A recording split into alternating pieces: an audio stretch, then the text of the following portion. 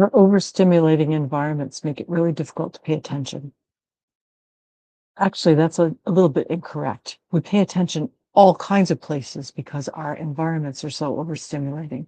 I can't think of much that's more overstimulating than a household full of small children with a new baby. There's usually multiple layers of things going on at one time.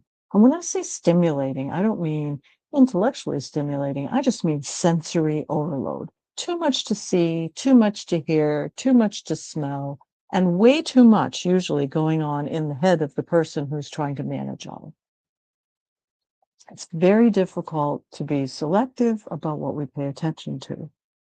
And we really want our clients to be able to pay good attention to certain things. So it's helpful often to invite people to turn down the intensity of stimulation in their environments just to see if they can notice a difference in themselves. We often don't even realize that our nervous systems are being overwhelmed by stimulation because our everyday environments have so much going on. And it's not really necessary for us to have that much going on. So let's think about it. If you just take a moment, check out your environment. Is there a television and a radio and a speaker streaming music and people having conversation and a loud fan on in the bathroom and children fighting and the baby crying and your spouse yelling to you from the other room? Oh, that sounds like a lot. And then you add on top of that, you can smell the baby needs a diaper change, and maybe dinner's cooking, or your neighbor's cooking dinner and you're hungry, and all kinds of things can be going on. We don't really realize at the conscious level, but we realize them really at the body level. The body is taking all that in. Particularly when people are struggling with mental health issues, and this is pretty common in the perinatal period, there'll be a lot of thoughts that go along with the overstimulation.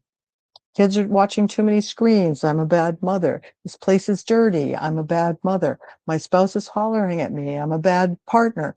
All the kinds of negative self-talk that tends to be endemic to a diagnosis actually gets ramped up when there's overstimulation.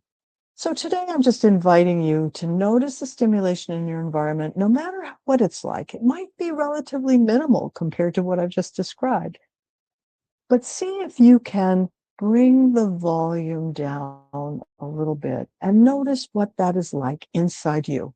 Just notice how it changes the activity of your nervous system when you change the intensity of the stimulation. Let me give you an example right now.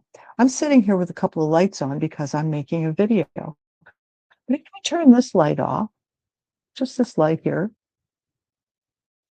certainly changes the quality of the video, but it also changes my experience of the stimulation very dramatically. I can notice a huge change in myself, in my own reactivity when I turn that light off. For the video purposes, I'm going to turn it back on. But I want to invite you to try this set of exercises at home where you just take one piece of stimulation and change it, and then notice, how does that change my body? What do I notice? The article that I've written to go along with this exercise also includes a bunch of, I think, quite fun sensory activities that you could do with your kids that help the kids and parents develop a vocabulary about the body's experience of various things. And we just want to start to notice, what does my body respond to? Does it respond positively to some things and really negatively to others? Can I moderate my stimulation? And the goal of moderating the stimulation is to keep your arousal to a comfortable level so that you can choose where you pay attention. Thanks for listening. I'll see you soon.